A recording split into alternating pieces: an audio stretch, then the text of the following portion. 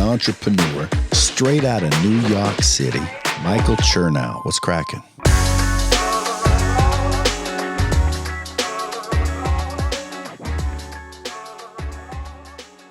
Brent Richards, you have done something very unique and special in a very short period of time. Mm-hmm. And not only have you transformed your physique and just who you are, I think, as a person in taking this step towards building Early Dad and what you're doing with dads now, but you did it fast, dude. Yeah. You did it fast. So obviously we just jumped right in here.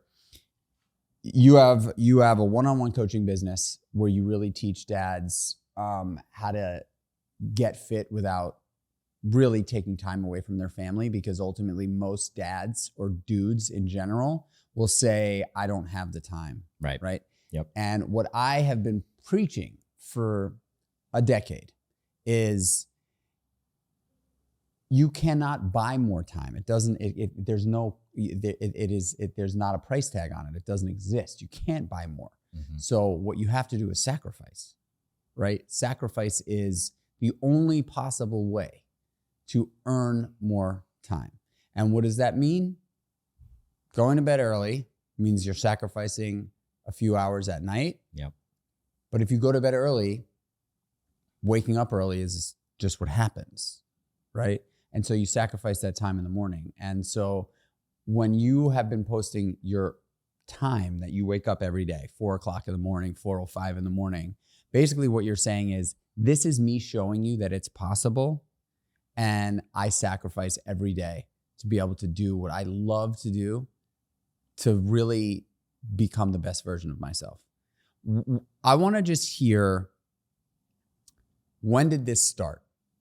Because you grew 220,000 followers in a year. Yeah, year and a half. Right? Yeah. So you obviously made an impact. It is not easy to get followers on Instagram today. Yeah. And you've literally cracked the code, mm-hmm. but you're doing something authentic. So I just want to hear the story. How did it happen?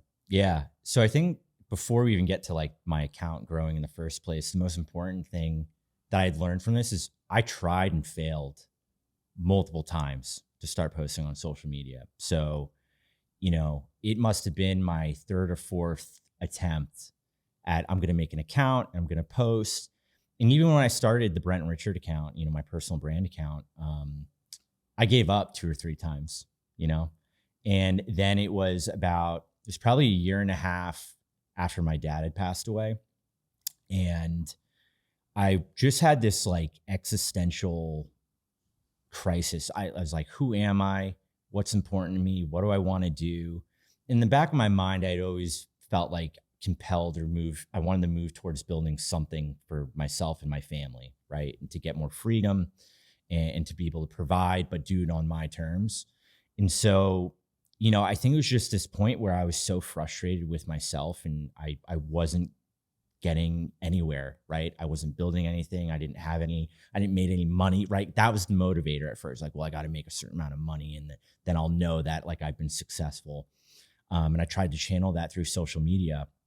And so I think it was January 2025. I was just I'm going to post every day, and I'm not going to stop. I'm not going to miss a day. I'm going to keep doing it until it's unreasonable for me to not succeed. And it took a long time. It took until, I think it was May of 2025. I still only had 150 followers or so. And then in July, something just clicked, and I had a piece of content go viral. And what was that piece of content? It was a day in the life. I had seen other guys start posting these, reels that were super cut up, really short, no talk over, but just showing them go through their morning. And I was like, well, I could do that. Why don't I try? And I posted it. It was just me waking up at, 5 o'clock at that time, right? That was early for me back then.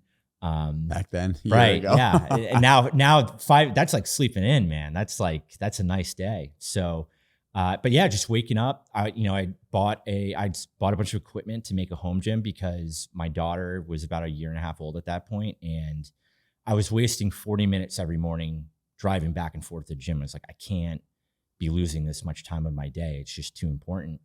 So it was just me waking up, working out in my garage, making a post-workout meal, and sitting down in my home office to work my 9-to-5 job. And it went nuts. It did like 1 million views. And that was really kind of like the rocket ship. Because then How many followers did you have at that point? I probably had maybe 1,000 because I'd started to get some momentum, because I think with social media, the big unlock for me was like everything I was making was very selfish.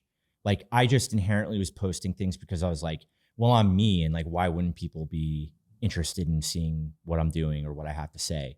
And you find out very quickly, no one cares, right? Like it's really hard to get other people's attention to an extent where one, they like your content, but then two, even follow you, right? Like they buy into who you are and what your message is. And so I think by that point, people had seen enough of my content be like, okay, like he's a dad in his 30s. He has a daughter. He's working a 9-to-5. Like he's relatable. You know, it was easy to see themselves in me. I think that was like the big thing. And then once that one reel went crazy, then I was like, oh, well, I'm just going to double down. And then, so I started posting the routine stuff all the time, posting pictures of my watch with a little quote. And my whole thing then was just, if I can do it, why can't other guys? Like, there's nothing special about me. Like, I just show up, right? Like, that's the lowest bar to clear, is just showing up. But for a lot of people, that's really hard, because in some ways you talk about it like it's the sacrifice of going to bed earlier, waking up earlier, or not, going out on the weekends and being like, okay, this is like how I want to operate as a person now. And all of that, just, I guess it resonates. Like I was saying to you earlier, like I don't still fully comprehend how it's grown so quickly, so fast. Other people tell me, it's authentic and relatable. But I think all that is just to show like anybody could do it. I also love the fact that you eat a handful of fucking sour strips before you work out at 4 o'clock in the morning. So that's funny, dude. Cause like that, and it's just how this whole social media thing is. It's like the funniest thing you never expect to do well is like what really like I've had several reels do 1 million views because of the candy. And all it was because it was after Halloween and my daughter had leftover candy. And there was like watermelon Sour Patches. Like I don't eat them routinely, but I was like when I do have candy, Caroline, my wife, and I, we both love those. So she had a bunch of the little bags. So like, oh, I'll just like rip one open, because it was like an old like bodybuilder thing. I feel it was like eating gummies and like fast digesting carbs. So I was like, yeah, let me just throw it in a video. The funny thing about it also is that, so I was competing in men's bodybuilding. Right. Yeah. And you did it. Before a show, I would eat 2 to 3 bags of Skittles right before I'd go on stage. And you would just, the vascular, like everything would just go. Yeah. It was nuts. Yeah. And so when I saw you doing that, so I think, what was your life like before? Like how much of this were you doing in terms of morning routine and training the way you're training now before this? A quick moment for our sponsor, Caraway. It is midsummer, and that's a little bit sad to say, but it happens to be one of my favorite times of the year because the produce and the farmers markets are in full swing. In upstate New York where I live, that means lots and lots of cooking. Lots and lots of barbecues, lots and lots of cooking, dinner parties. We invite friends over all the time. I have converted my full kitchen over to Caraway cookware. Let me tell you why. The surfaces that we cook these ingredients on are going to ultimately end up in the food. Caraway cookware is forever chemical and toxin free. From our cookware to our bakeware to our food storage to our mixing bowls to our cooking utensils, everything is Caraway. And right now, you can save up to $230 on the 12-piece cookware set versus buying the products individually. And you can find even more set savings when you shop Caraway's full kitchenware collection.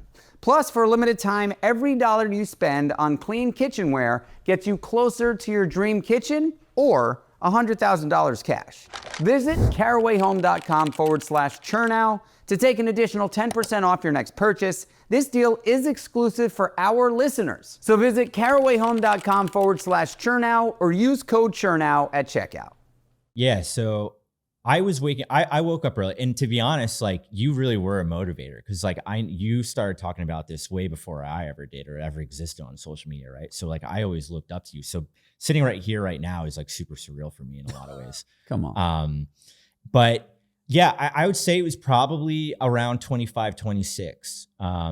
What always drove me nuts is like in my career, there's a big social aspect. So going out after work to get drinks and, events and stuff. And I would freak whenever that stuff came up and I hadn't worked out in the morning. And so naturally I was like, you know what? I think I'm going to start doing like the early morning wake up so that that's not an issue, because it's really important to me and I want that to fit into my life and I don't want to give it up. So I think the only thing to do is to start waking up. And to this day, I remember living in my Hoboken apartment with my two buddies. And when I was transitioning to do that, I would set the alarm a little bit earlier every couple of days, like 5-10 minutes. And, eventually I got to 5 a.m. and I've been doing it since. And when was that? How long ago was that? Probably 10 years ago. And then it's just been a permanent fixture of my, like, if nothing else, that is the one thing that has not changed about me whatsoever in the last 10 years. So there's so many things about the early morning wake up. There's so many optimizations just in life. Mm-hmm. First of all, being up before everybody else you can't buy that. Right. No one is texting you. No one is emailing you. Mm-hmm. No one is calling you. No one is around.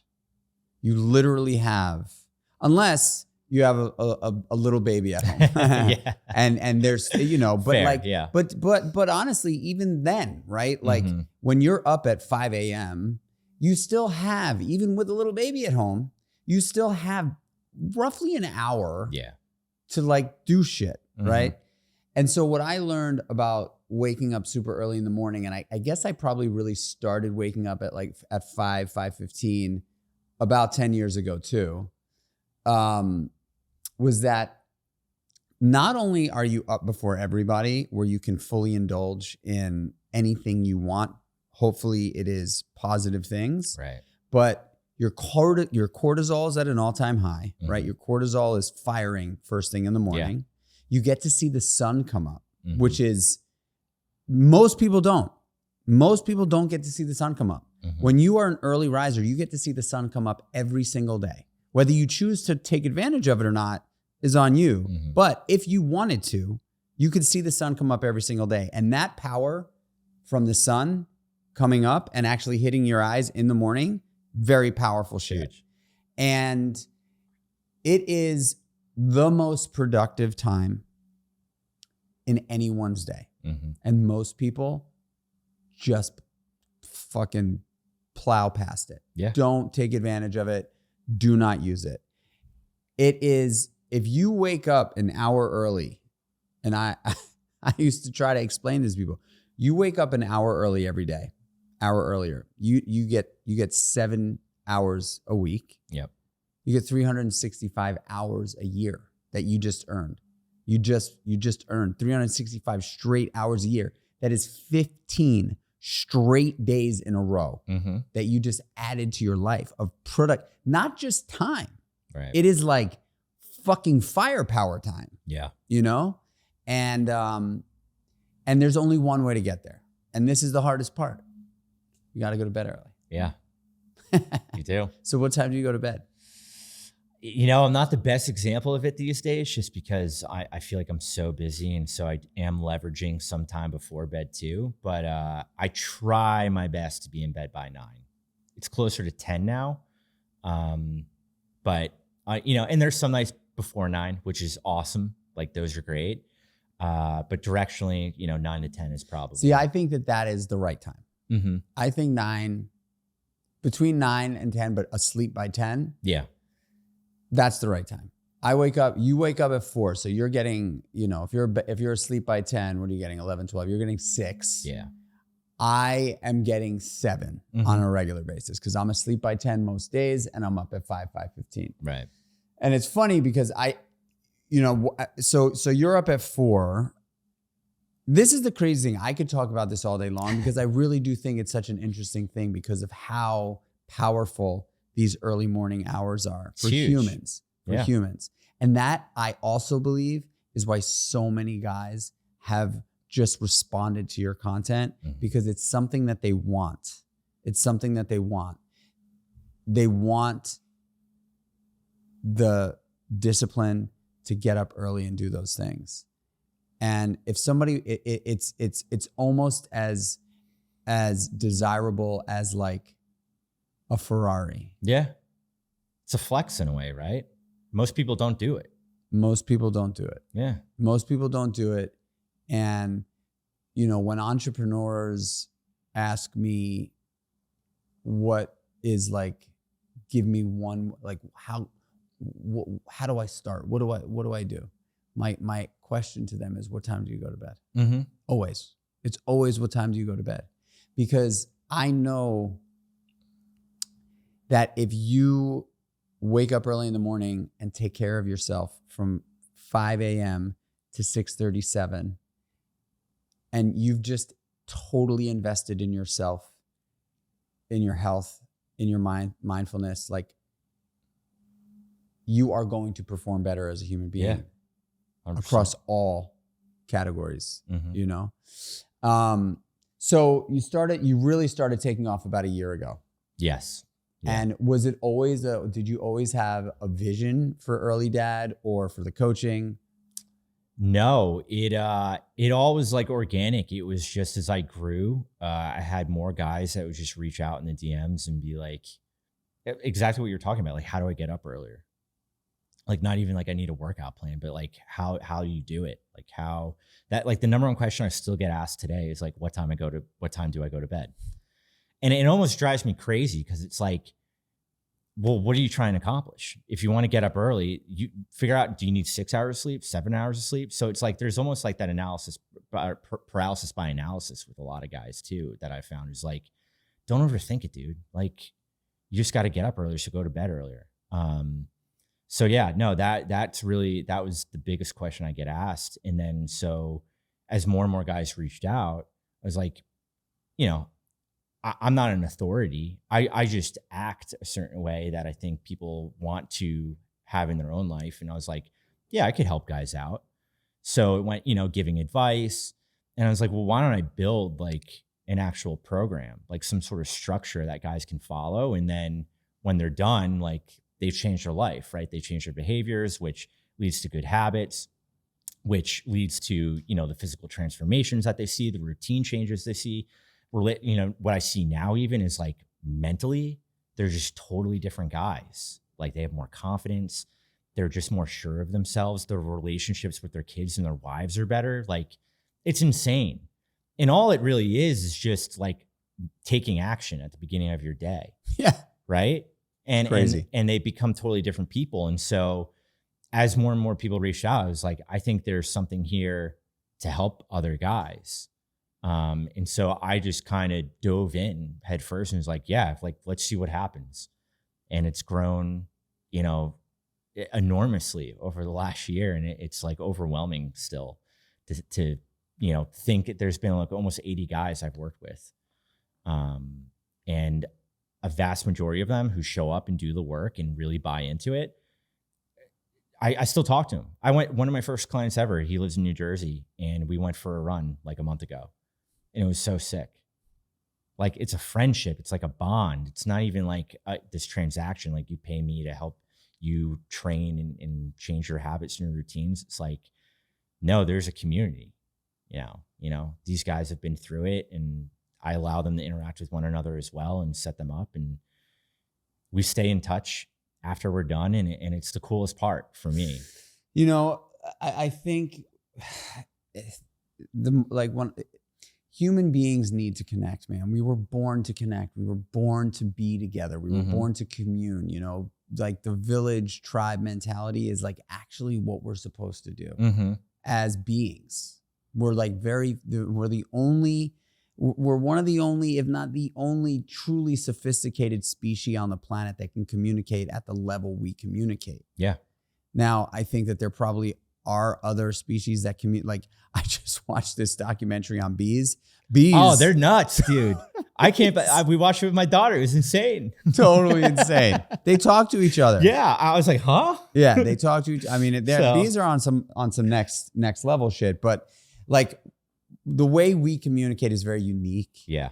And the way technology has grown and evolved has unfortunately pulled us from our core like competency of being around other people and communicating and like connecting and looking at each other's eyes and giving a handshake and a hug. Yeah. And these things that we've been doing for thousands of years, only in the last 50, 60 years has truly been sort of stripped from us. And there's this new false sense of connectivity that is just really fucked up. Yeah. And so I think doing things like what you're doing is using these technologies to help men actually come back together and connect. Yeah. Feel relatable, feel like they can relate to somebody is so critical, man. It's so critical. You know, I host these men's retreats once a year and 30 guys show up to my property and it's an awesome setting. And I bring in these great facilitators and we start the whole thing with a fire circle. And, you know, we spend 4 or 5 hours every day at the retreat around a fire, just talking. And every single one of those guys that shows up doesn't know anybody from anybody. They just follow me on social media. They show up and they stand up to start talking. And every single one of those guys cries out the gate. Yeah. Just cries because we carry a lot of weight as men. We carry a lot of weight as men. And so when a man sees another guy like you taking real action and looking good, performing well, being a dad, being a family guy, that is so attractive. It's so attractive. You never post about the car you drive, the home you live in, the lavish anything. All you post about is your early morning routine. You're a father and a good one and a family guy. And that is really exciting for people. I love it too, dude. Like I hope everybody experiences life the way I have. Like I feel very blessed and lucky to have the life I have. And I just feel like it's brought out my potential in me, right? Like being a husband, being a father has really brought me to like a level I could never be if I weren't those things. And so it's just like, dude, I want everybody to feel that. Quick interruption to talk to you about Creatures of Habit, my company and the Tier 1 sponsor of the Michael Chernow podcast. Creatures of Habit has a wake up to wind down system. You start your day with high protein overnight oats called Meal 1, 30 grams of plant-based protein. It is delicious and takes no time to make, super convenient. Midday snack is the daily bar. 20 grams of protein and 3 grams of creatine, no seed oils, no sugar alcohols, no bad news, only delicious. And lastly, Creature Sleep is the wind down, melatonin-free sleep support hot chocolate. It is so, so good. Start your day right, midday snack to keep you on the beam, and wind down like a king or queen. Go to creaturesofhabit.com, Creatures of Habit with a K, creaturesofhabit.com, and use promo code KOHPOD20 for 20% off your first order. Back to the pod. What do you think it is? So I'm like with you in that I find I am at my happiest place when I'm hanging out with my wife and kids. That is where I get the most joy in life. On a Tuesday night at the dinner table, 6:15, sitting at the table, just hanging out with my wife and kids. Happiest guy I am the happiest guy, period. With you. Happier, maybe a tiny bit when we're like on vacation somewhere. Sure. But like, that's where I find the most joy. And I think that that is like the piece that a lot of us are missing. Yeah. You know, that we all are gunning towards the money and the status and like that. It's just not it. How do we tell more guys that that's not it? Yeah. Even though it's awesome to have a pile of cash, no doubt. And Yeah. we're all going to work towards that because that's like, that is also a level of comfort that is not a bad thing to have in your life. Right. But if you're sacrificing family and yourself, which is ultimately the message that you're putting. Yeah. I do not sacrifice myself and my family for the cash. Right. Right? Because you don't post anything about cash. Nope. You don't post anything about money or fancy shit. It's about purpose, you know? Like that's ultimately what like my life mission is. You know, I think having lost my dad and become a dad within a span of 3 months, like, yeah, again, back to that like existential crisis I had. I was like, what is my purpose on this planet? And I need to pour myself into that. And I think that is it's what pulled me out of the rut of grief, you know, and figuring out what I wanted my life to look like. And it's just, I can't even put in the words like how being a dad and a husband makes me such a better version of myself. But I just truly, I said it before, I just wish every guy could feel that because it's like a drug, man. Like there's nothing more motivating. Like I do everything I do for them now. Like it's not self-serving. Like, yeah, it's not like pat on the back, like great job, Brent. Like you did X, Y, Z, but like it's how am I providing for my family? What is the example I'm setting for my kids? What does it mean to be a great dad for you? I think first and foremost, I think it's being like a man of principle. And I think being like very headstrong and like, these are the things I believe in and like leading by example, right? So if I say I really care about health and I really care about being like a good man, like I'm going to show my kids I work out and I wake up early. I'm going to show them I treat their mom with respect and I show my affection and I take care of them, right? So I think that's a really important part of it. And then being present, right? Which leads into what I said just before is like, you can't lead without being present. And so that's why I sacrifice my time. And I have no personal time, right? I mean, I can say the morning is personal time, sure, but you know, I'm giving up sleep for that in a way. And so that's my sacrifice I live with. But it's all about just being there for my kids. How do you get more present? It's hard today, right? Like, I mean, for me in particular, like something I work out is like just putting the fucking phone down and like leaving it in another room. And I'm not saying I'm good at it. I think I'm bad at it because unfortunately living this life now, like I'm connected to that thing because it is a part of my business and how I operate day to day. But like, dude, just put it down for like 30 minutes. Like you're not going to miss anything. Like my son is already 8 months old. That's insane. Like I remember every second of being in the hospital the day he was born still. And that flew by. It's going to be a year. And so it's just like putting the phone down, being very intentional with the time you have. So like from 5 o'clock to 8 o'clock, like that is, it's such a small window of time. Like it's sad almost to say 5 to 8 in the morning or 5 to 8 at night. Yeah. Phone down. Like it's kind of sad to say like I had that little time, you know, and I have time in the morning with my kids, but it's very much like I'm on the go. Like I'm coming in for my workout. I'm getting ready. I'm saying hi to them. I'll play around with them. I'll catch up with my wife a little bit. But then it's like work mode. It's like, all right, time to go. Like 7, 8 o'clock. Let's start. The day started. And then so 5 to 8 is really like that only window I have to truly spend time with them during the week. And so the biggest thing for me is like put the phone down and tell myself like, you are going to miss this stuff. Like it's corny to say, but like I'm in the good old days right now. Like I'm going to miss when, oh my God, I remember when Dean, our son, was just starting to stand up and he'd hold himself up.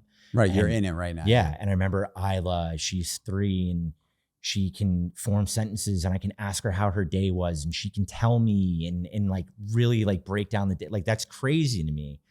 And it's these little tiny moments, like that's what I'm going to miss. I'm not going to miss like that. Oh, you remember when we spent all that money and we went on the big vacation or we bought the thing or like whatever, whatever the material Or the thing. fucking email that came in at Right. 6 o'clock that took you away from catching your son's first steps. Like I'm going to miss that, seeing my son crawling around on the floor. And like, it hurts my heart, like thinking about how fast time goes. Like I think of my daughter, my son, sometimes I just like want to cry because I'm like, it's going too quick. And I always thought that was the silliest. I'm like, dude, they're like a mush right now. Like before I was a parent, I was like, it's not going that fast. But once you're in it, it's like alarming how fast it goes. Dude, let me tell you something. I have an 8-year-old and an 11-year-old, right? I look at my sons.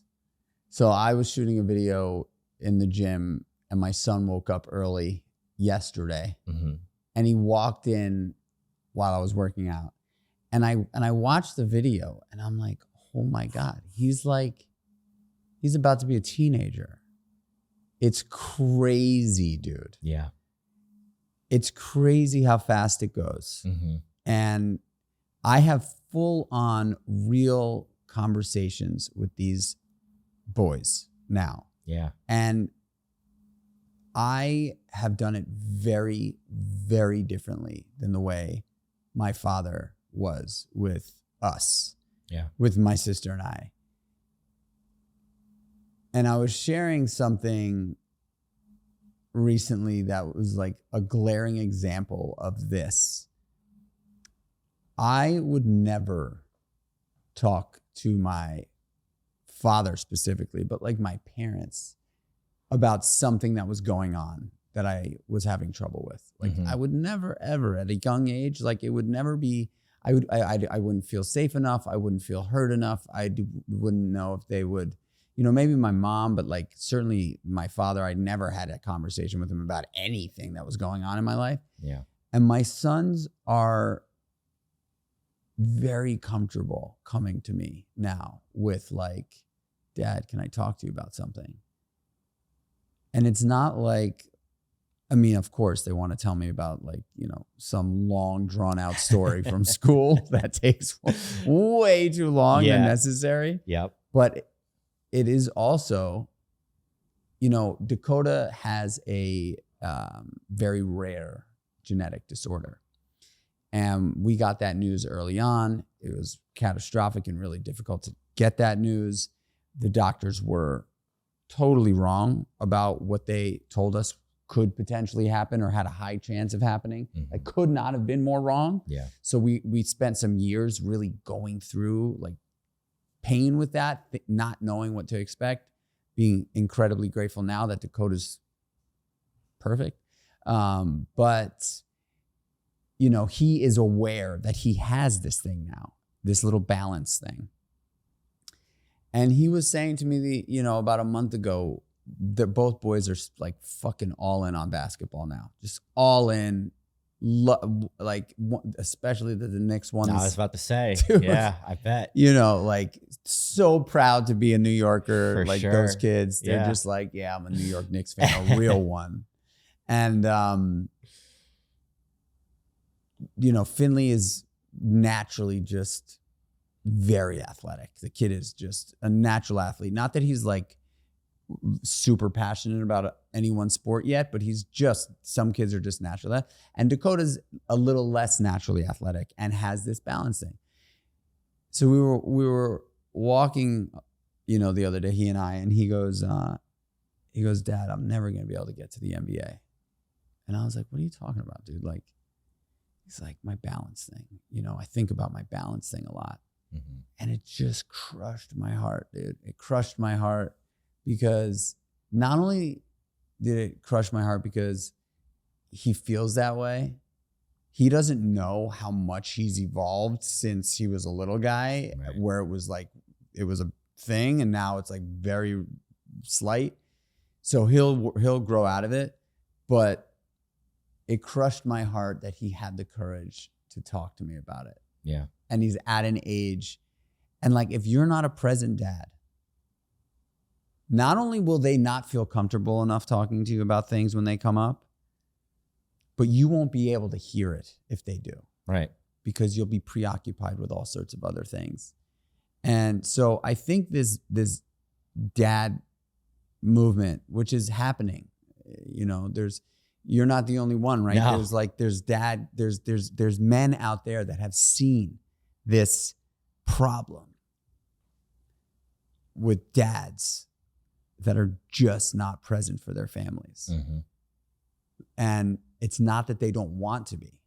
It's what society has told us to do. Yeah. It's what society since the 50s, 40s, 50s has told us, that we need to make as much money as possible to be able to be the greatest parents and the greatest dads, to be able to have so much money that you could send your kids to the most prestigious colleges. You think that kid gives a shit about going to Harvard if his dad doesn't know his name anymore because he's fucking in the office 12 hours a day? Right.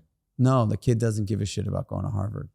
The kid would be so much more happy if his dad was there at all the games, all the practices, dropping off at school, there for dinner every night, and went to a CUNY school. Yeah. You know? It's so true, man. Like my dad, like I say this all the time, like the thing that I always remember the most, I ran track in high school. And he came to everything, dude. It'd be like a shitty middle of the week dual meet with one other team. It'd be pouring rain in the middle of the fall because it was cross country season. And like, he would be there. He'd be like one of the only parents there, just like watching in the rain. And it's like sad. I always say is like, I didn't realize like how special that was. Like he'd watch practices. Like he would just hang out. Like that's not, I don't have a kid that's playing sports yet, but like, I feel like that's not common. It wasn't even common then. It definitely doesn't feel now. Cause to your point, it's all about like, I got to provide. So I got to work. I got to be available for work calls during that practice, right? I got to peel away. Let me take this call from the client or whatever. Right. And so that is kind of like my North Star when I think about how like I'm going to be a dad, is like, dude, just show up. Just like literally let your kid feel your presence, whatever they're doing, you know? So I go to all the practices and all the games. Just what I do. My wife is like, oh yeah, like when he was playing flag football last year in the school year, all their games and all their practices were at like 4:00 in the afternoon on a Wednesday, Tuesday, Wednesday, whatever. And I was like, how the fuck am I going to pull this off? Because I committed. I'm like, yeah, I'm committed. I'm going to do this. Whether it's football, basketball, soccer, I'm there. If I'm not coaching, I'm there. Mm-hmm. Regardless. And so Donna was like, you don't have to come to the games. Like he gets it. He understands that you work. And I was like, nope, I'm going. And we were at a game, and it's his first season in flag football. And I'm there, but I'm not. I'm there, but I'm not there, because I'm trying my best to like separate it, but it's hard. It's middle of the day. Anyway, I was on an email on the sideline, and I hear yelling, "Oh my God!" And Finn caught his first touchdown, and I didn't get to see it. And I questioned myself right then and there. My son caught his first touchdown in a game ever, and I was responding to an email. Yeah. What?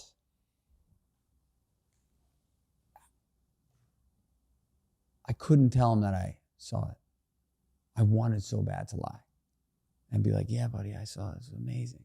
And I was like, buddy, I'm so sorry I missed it. I was on this work thing. And he was just bummed. But it put it into such perspective for me. Man, where do we bring the most value into this world? Where? On an email? Or showing our kids that we love them so much that our attention is for them,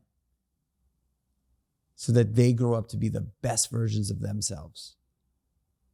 And then we get to feel the fruit of that. Mm-hmm. And that email fucked me right then and there. That email took that from me. And I was so upset with that. And it was just, boom, polarized, like splashed on a billboard. This is it, dude. Like, check yourself. Yep. What is your priority? So, you know, I really am, what I've watched you do, and it's obvious. Guys are looking at you as this relatively normal human being that prioritizes his family and his health. Yep. And it's amazing to see that is taking shape. It is amazing because 10 years ago, 15 years ago, I don't think it would happen. You know, I really don't. And I think the way technology has evolved, and we've all seen it robbing our lives. It just robbing our lives. Literally. No matter who you are spending time on social media and screens. Hours. Yeah. Hours. I always do this when I'm in New York City. I was on the train yesterday, multiple times. And I've committed to not pulling out my phone on the train. It's very hard. But whenever I'm in New York, I do not do it. Mm-hmm. I don't do it. I don't pull out my phone when I'm online for things, and I don't pull out my phone when I'm on the train in New York City. Just so I can see the amount of people that are zombies. Driving in, I was watching all the people crossing the street, like holding their phone. And I'm guilty, dude. I mean, I'll walk the dog, and that's the thing I'm working on. I'm like, when I walk the dog, I don't want to be looking at my phone, because it's like, how pathetic is it that I'm like a grown man and I'm just holding this stupid thing, walking my dog, and like, it's just insane. It's like I can't even walk around the neighborhood without like this screen, you know, just overloading me with like information, videos, or whatever. And it's nothing. I'm not getting any value out of that. It's just like, it's almost like a reflex. And so it's like trying to kill that reflex. Well, it's an addiction. Yeah. It's an addiction. For sure. It's a dopamine addiction. Mm-hmm. Every time you turn it on, you get a blast of dopamine. For sure. And we don't actually live our lives anymore. Yeah.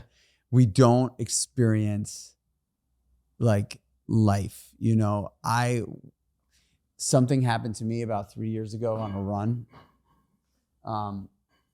run. I noticed that I run looking at the ground. Mm-hmm. And I was running and I was like, wait a second, have I always run just looking down? Is that how I run? And I was like, I think that's how I run. And then I just looked up and I was like, wait a second. I've got all of this to look at, and I've chosen totally subconsciously just to look down at the ground on the run. Mm-hmm.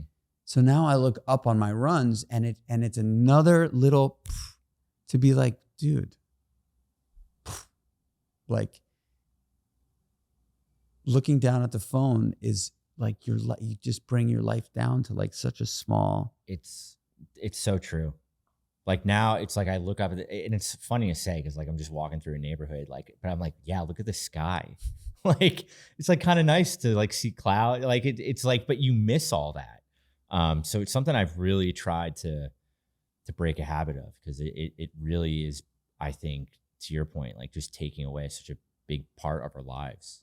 So now that you've built this platform, and it's got a real mission, right? You're really trying to get dads, trying to convince dads that the way you're choosing to live your life as like someone who prioritizes their health and their family before everything else. Mm-hmm. For someone out there that's listening that like just can't crack the code on creating a personal brand on social media that really tells their story, like would you say the number one piece of advice is to just post every day? Yeah. Because it's going to suck. Like, it's going to be bad. But posting on social media really is a skill. You need to understand. First, you need to find your voice. And you're never going to find your voice in the medium that it connects with people. If you post I post like once a week. Like, how you're not getting any feedback, right? So it's just like anything else. It's like the more reps you get in, the more feedback you're going to get. And slowly you start to learn, okay, this thing worked, this bombed, this did, okay, maybe I change one thing, maybe that's the thing that unlocks it, or maybe you do the opposite and then it bombs again, right? But then you learn, you're like, okay, I'm not going to do that again, right? And over time, that's all I did. I just kept trying new stuff until something hit, like that one reel that just went crazy. And I think the other, sadly, going back to like people are addicted to their phones, they need to see you every day, right? Like they're not going to buy into you or your message if they see your reel sporadically, right? Like you need to be in their face all the time because there are thousands of other people fighting for their attention. And so you have to be in front of them. Like every day people open up Instagram, they say Brent, I'm like, all right, his watch is in his story. He posted his lift, he posted his run, he posted a reel talking about how does he lift or like whatever it is. But every day there's these little crumbles that they can pick up and be like, okay, I've seen enough, I'm going to follow now. Because most of the time they don't follow you right away either. You know, maybe some of those mega viral ones they do. But I find it's like people have to see you several times before they're like, okay, I can get down with this. Are you doing everything with your iPhone? I just bought a camera. So I have a Sony ZV-E1. I don't know what the hell I'm doing with it, but people love it. They're like, oh my God, the quality's so much better. So I'm learning there, but like, you don't need that. Like you truly don't. I really bought that because like, I want to get into YouTube and do more long form stuff and blah, blah, blah. Again, just to give people more access to me and how I think, and I can just talk more freely. But dude, all you need is a tripod and an iPhone. Like everything I was shooting with an iPhone, people are like, what do you use? Like, what's your setup? I'm like, dude, it's my phone. Like, do you use any lights? No. Just your phone. It's just my shitty garage lighting. And then whatever lighting's around. You know, I have, a couple of lights, but like I'm so on the go when I'm filming this stuff. Half the time I don't even get to set them up. What, in terms of your talking head stuff, what has resonated most? Topics. So I had a reel probably the beginning of July. I was just out on a run. We had lost power 4th of July weekend. And I was like, I got to get out of the house. It's like 80 degrees in here and the kids are going nuts. And like, I just needed a minute because I didn't work out that morning. And halfway through the run, I was like, I'm just going to like film myself just like talking about it. And effectively the message of the reel was, I wake up at 4 a.m. I lift 5 times a week. I run 50 miles a week. People always ask me like, how do I do it? And I was like, you just got to kill the little bitch inside of you. Like there's just that voice in the back of your head that's like, well, I'm tired. Or like, I have like this big thing I got to do later on. And like, you could come up with 1,000 reasons, but like, you just got to kill that voice in your head. And it went berserk. It did like 500,000 for me, which is great for like a talking head. And it was just a ton of other guys being like, yeah, man, like kill the little bitch in your head. Like, and people love that. And I think that message, because there's so many people out there like, you did your best. Or like, it's okay. Like, be comfortable. Life should be easy. Like, it should never be difficult. Like, run away from discomfort. And so I think seeing somebody like very normal, again, just kind of be like, yeah, dude, just like man the fuck up. Like a lot of people need to hear that today, I think. I think there's a lot of people that have just been coddled by themselves in the environment of society now. It's just like, dude, stop feeling sorry for yourself. Like I totally changed the trajectory of my life in 2 years, literally from my own effort, nothing else. There was no one gave me a shout out. No one there was nothing. It was just me showing up every fucking day for 5 months with no progress. And most people would have given up. And I was like, no, I'm just not going to stop. Like, why not? And that's what it is. Like, I think more people need to hear that type of message today. And you also, over that time, like have gotten into the best shape of your life. Oh, like undoubtedly. And again, it's because like I put like limiting beliefs around everything. Whether it was the social media, I was like, I'll never be able to have that type of account. Just like, I just don't have it. Or like, I won't be able to run this much or lift that much weight. I won't be able to look that way until I just did it. That's all it is. I posted something the other day. We're all underdogs until we're not. Yeah. Right? Like, It's just what it is. Yeah. We're all fucking underdogs. For sure. Until we're not. It's 100% true. 100%. Like anybody, I think, has the potential, but not everybody is willing to tap into that and actually show up and do what they have to. You know what's really funny too? As soon as you're no longer like a real underdog, people want to talk. Mm-hmm. Right? Yeah. Like as soon as that underdog shit Yep. gets, you step out of that arena and now you're like, you're no longer like a true underdog. Mm-hmm.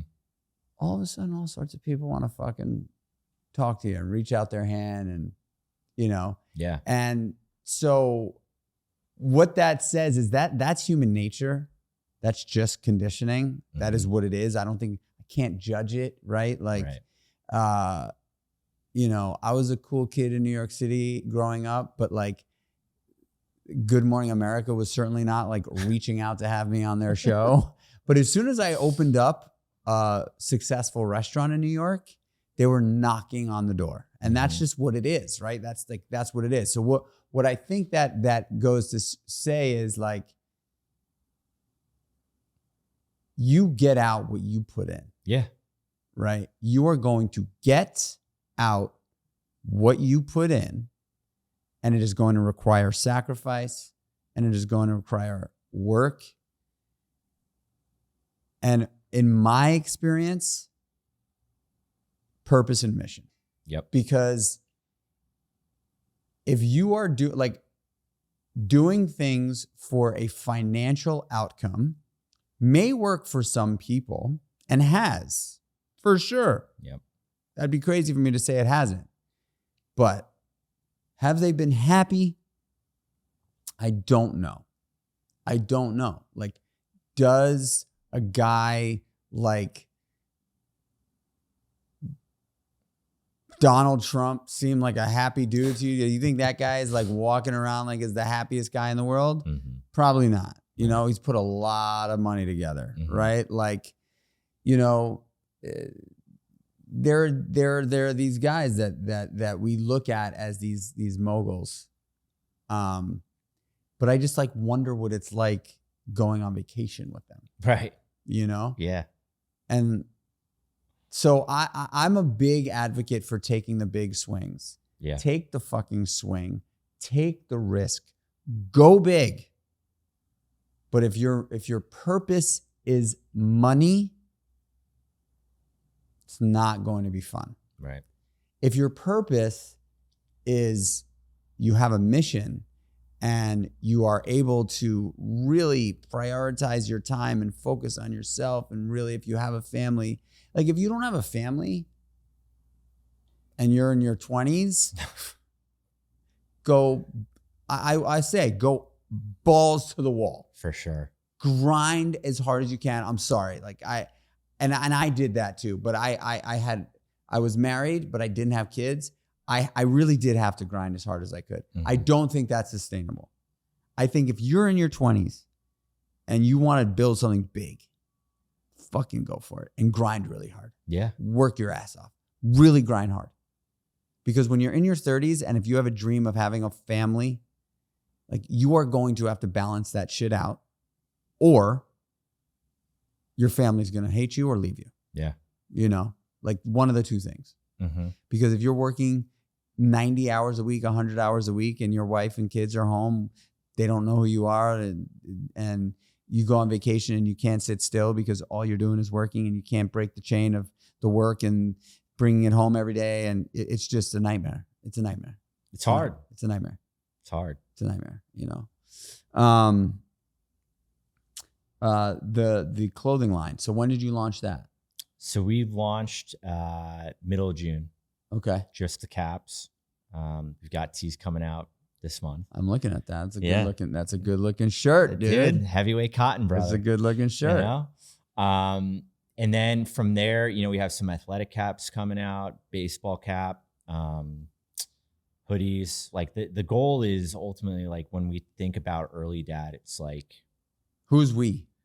so my business partner, Ross McKay from Cadence, and we linked up months ago, and we just kind of both vibed, and we're both young dads. He has a young daughter.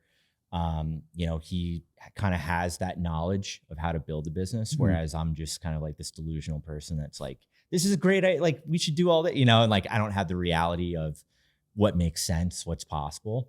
And so we kind of came together and we really aligned on what my message has been in my personal content, which is like how important it is as a dad to, you know, make sacrifices early in the morning or late at night, maybe work out late at night too, but right.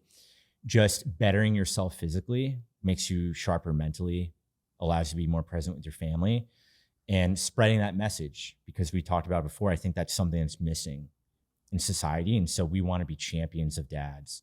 And so, like, when you wear the early dad t-shirt, it's like, you'll buy a sports jersey, right? Like, you'll root for the Knicks or whatever. Like, why not wear something that says early dad? And like, yeah, I'm fucking proud to be a dad. Like, being a dad is awesome. And so, like, when I wear this out in public, like, I am like so pumped up and like giddy, and like in my mind, I'm like, man, other guys are seeing this. They probably think it's so sick. Meanwhile, no one's thinking that. But like, my dream one day is like, just see another guy out in the wild and like, he's rocking like early dad, and be like, that's one of my guys. Like, he gets it. Like, we're on the same mission. And I know they're all out there, but there hasn't been something like this. Is early dad alluding to early in the morning dad? Yeah. Cool. I love that. Yeah. Getting up early. It's the hours that make the man. That's what I always say, you know? That's amazing.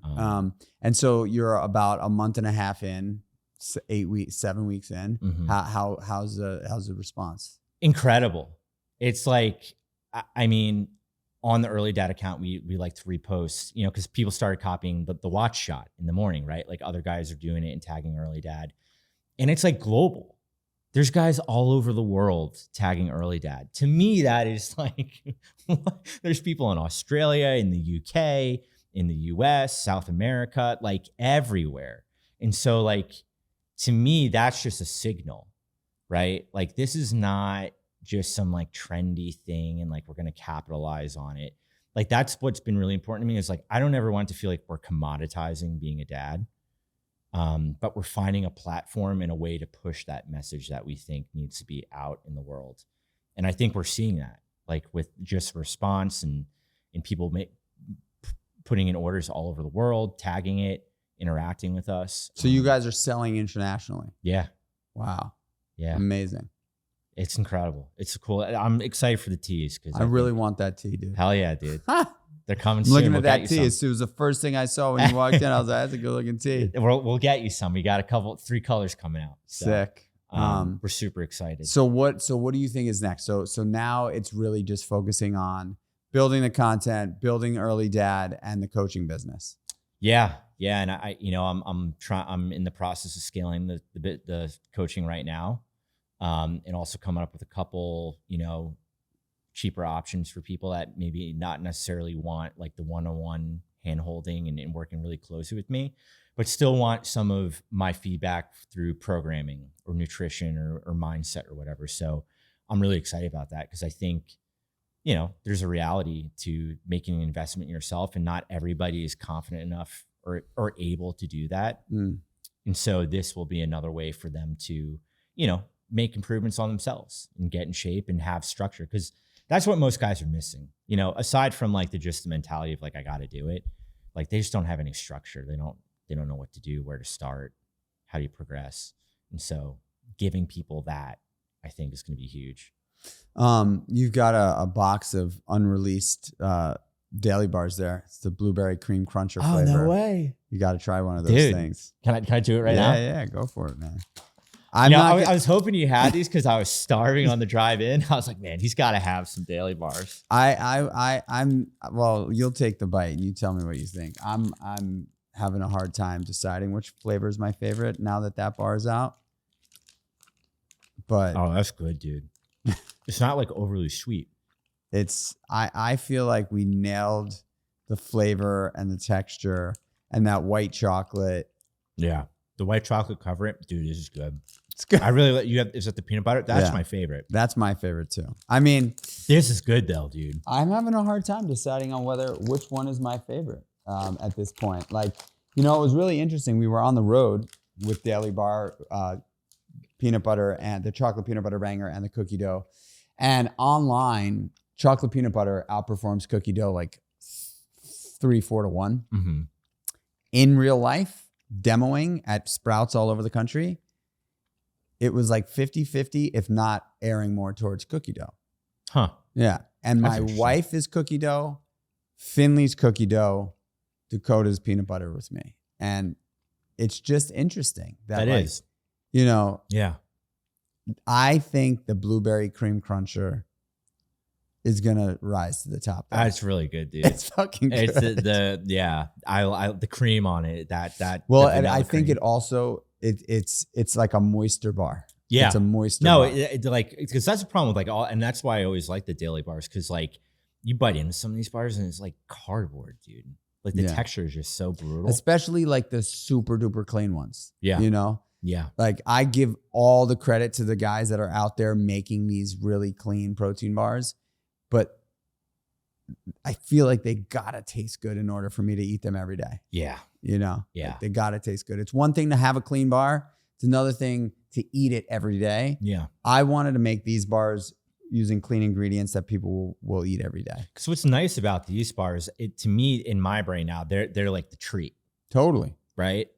And so like that's why like we put them in the refrigerator, so like it's a little cold. Yep. And I always view it as a treat. So I'm with you. Like I have to like actually enjoy eating it. Like I'm not, I'll just go eat I'll just have a protein shake if I'm just worried about protein. Right. But for me, it's like the mental, like, oh, like after dinner, let me open up the bar and have my little thing, So, yeah, dude, this is good though.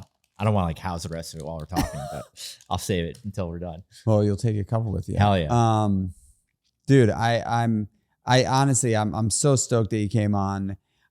When Caroline told me like a year and change ago that you were starting this thing and I started following along, you've done such a good job. Like really like a lot like step-by-step guide on how to build a brand that resonated with people. And I just watched it go from like 5,000 to 20,000 to 60,000 to 80 to 120 to 200. I was like, holy shit, the dude is doing it. Like really, really doing it. And the content is good and it's smart. And yeah, man. And for me, like you and I are very lucky. We're very lucky that we have these wives that are not only beautiful and fucking good people, but so supportive. And I believe that's because we've chosen the life that we've chosen, right? Like my wife is happy to support me and your wife is happy to support you in all the things that you're doing because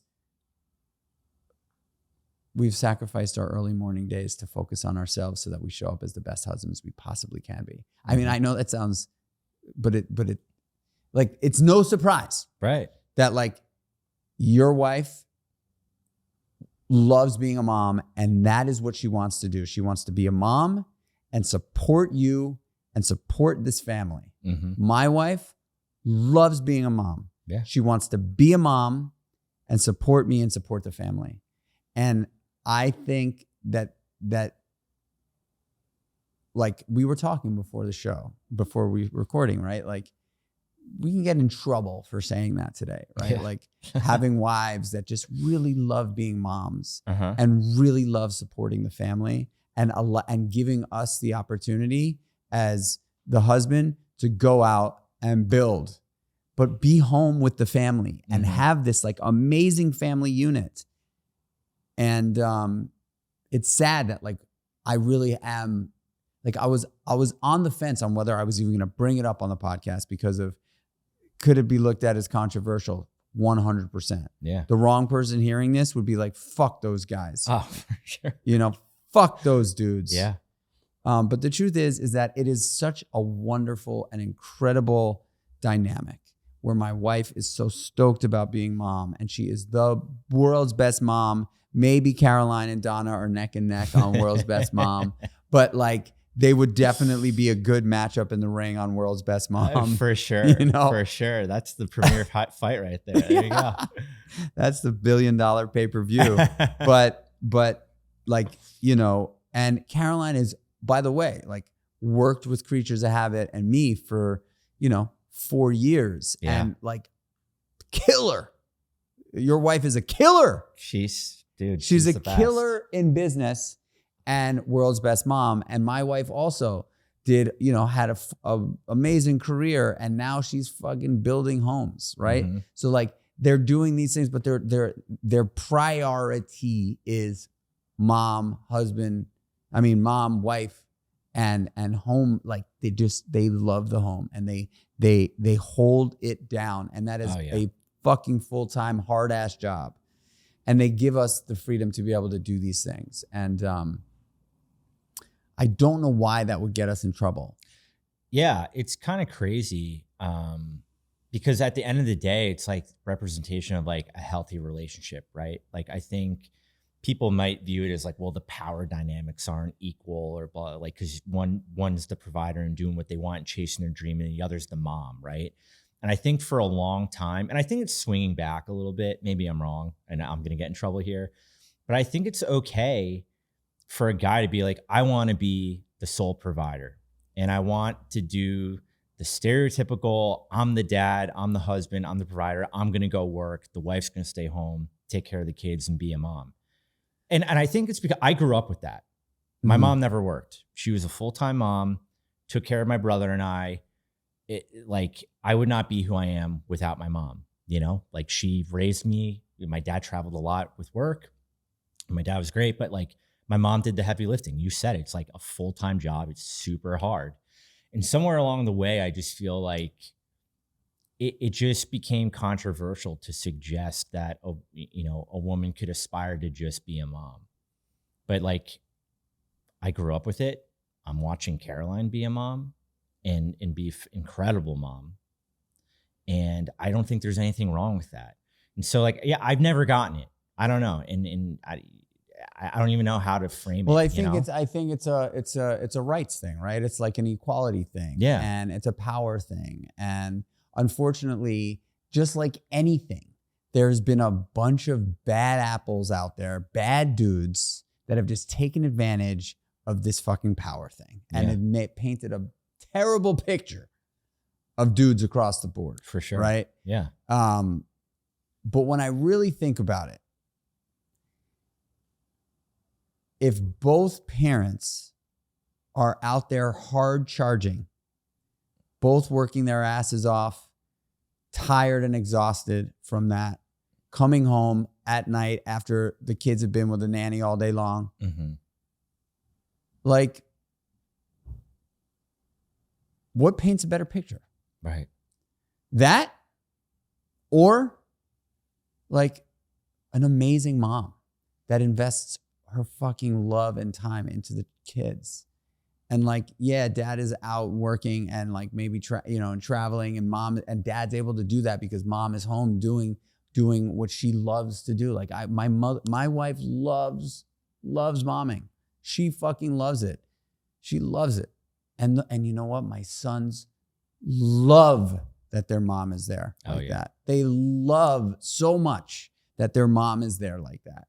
And for me to be able to watch that and see that, you know, my mom worked from 7 a.m. to 7 p.m. my whole entire childhood.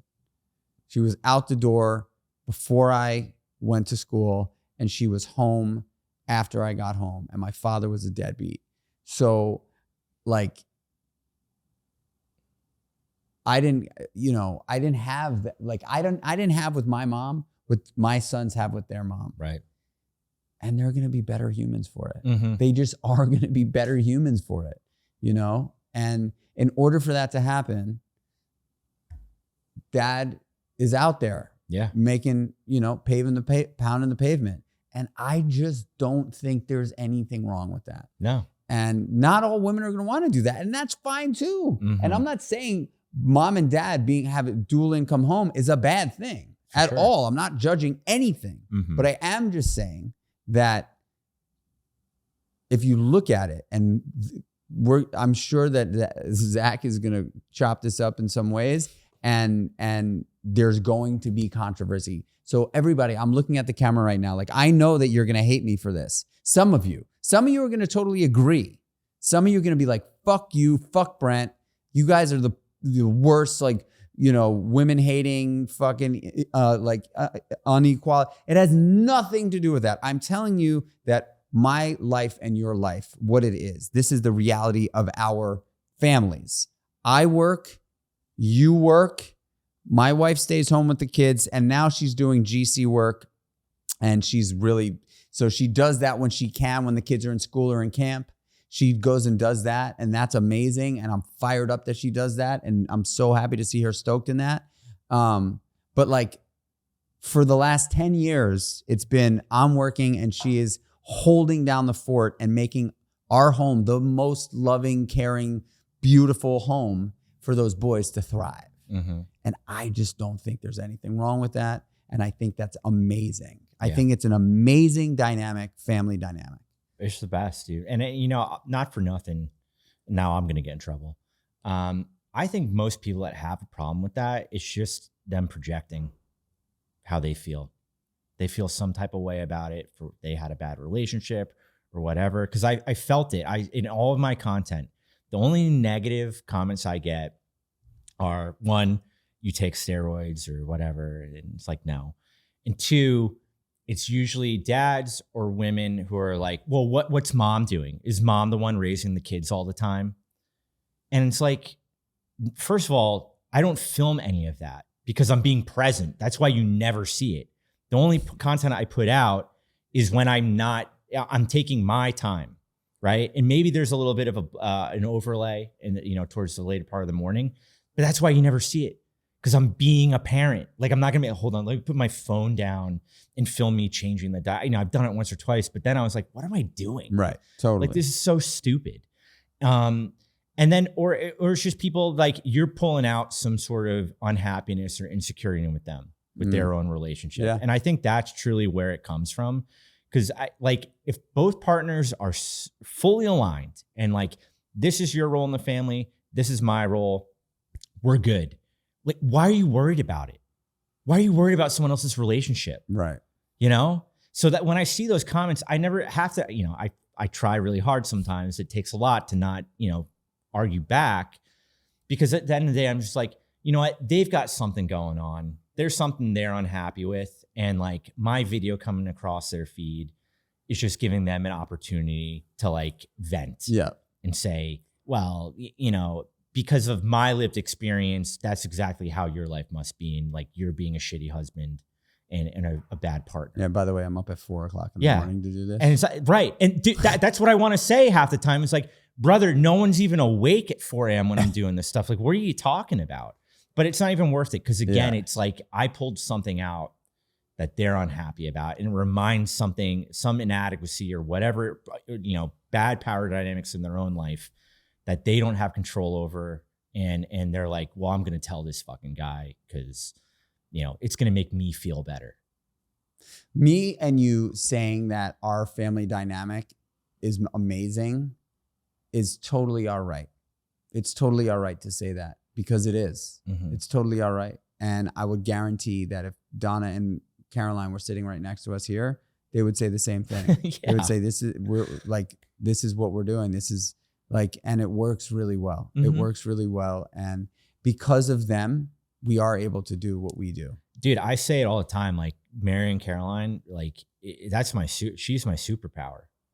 I wouldn't be able to do anything I'm doing without her, Like, she made me make sure I knew where I was going today to show up for this. Right? Like she used to do the same thing Yeah. for me, dude. Yeah, dude, she's the best. Like She's the best. I couldn't do anything I'm doing without her. So like I know for a fact, and Donna, I'm sure it's the same exact way. They take pride in their role in the family and what they bring to everybody else's lives in the family, whether it's you or your boys, right? Like, And by the way, like if we were shitheads and assholes and didn't like wake up at 5 o'clock in the morning to do what we do and, you know, like sacrifice the family time to like go drinking every fucking night and be at the bar and like watch sports nonstop and like not sit down at the dinner table and be there and, you know, not go do the things on the weekends and go to the games and do those things. Like, yeah. Like the stay-at-home mom that has a fucking asshole husband that treats her like shit is gonna hate that. mm-hmm. But that's not the message. No. That's not what we're doing. Yeah. You know, and so I felt like I wanted to fit that in because I do think, and look at me, I just crossed my arms in like a very like I just got like I felt that like, oh man, the fucking defensive. the heat is coming. It's coming, dude. brother.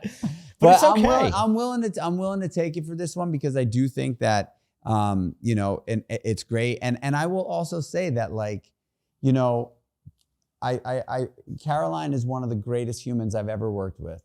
And she told me that she needed to take a pause. And I, of course, like 100% respect that. And we had a conversation the other day where I know exactly what Donna too. Like Donna took, like she had a career in modeling at 32, 33 years old. She paused that career and we both agreed that she wanted to be the mom and do the mom. She didn't want to get a nanny, just like Caroline. She wanted to be there and do it. Mm-hmm. And so that's what she's done. And now the kids are old enough where Donna, she went out, she literally bought a fucking house. She hired all of the trades. She gutted it and redesigned the whole house. And so like it goes in phases, right? And so she's gonna do that now. Yeah. And that's amazing. And it's not taking up all of her time. And she's still able to be with the kids every single afternoon after school and like be the mom that she loves being. And so I'll take all the fucking heat you want to throw at me for that. Dude, it's just different seasons of life require different things from you, you know, and you make that decision. And I think everybody should just do what they think's best for them and their family. How can everybody find you? I'm on Instagram and YouTube, Brent Richard _. Okay. You can find me there. And then Early Dad? Just at Early Dad. We're on Instagram currently. That's it. Are you no website? Earlydad.com. Yeah. You can check out our shop. I think we have a couple hats left. And then you can also sign up for the wait list for the t-shirts that we're launching. Sick. Dude, I'm so stoked you came. Absolutely. It's so awesome to see what you've built, man. Really. It's like it's a blueprint for how to do it right. And you know, it's possible to build a personal brand today. Yeah, you can do it, man. You just got to put the work in. Dude, you were the inspiration for me years ago. So I appreciate being here and you give me an opportunity to just hang out for a little bit. Hell yeah. Thank you so much, dude. God, brother. Dads, this bud's for you. We came out here to talk about, in our opinion, the way to dad. And I really think going to bed early and waking up early is a massive unlock to life, but also as a father. As a father, when you choose to sacrifice some time at night to get up early in the morning and pour into yourself as the priority. You know, I have said for years, and some people give me shit for this. Most people get it. I am the number one priority in my life. Before my wife, before my kids, before my business, before this fucking podcast. I am the number one priority. And the reason why is because when I prioritize myself, I am a better dad, husband, brother, son, business owner, business partner. I am just better.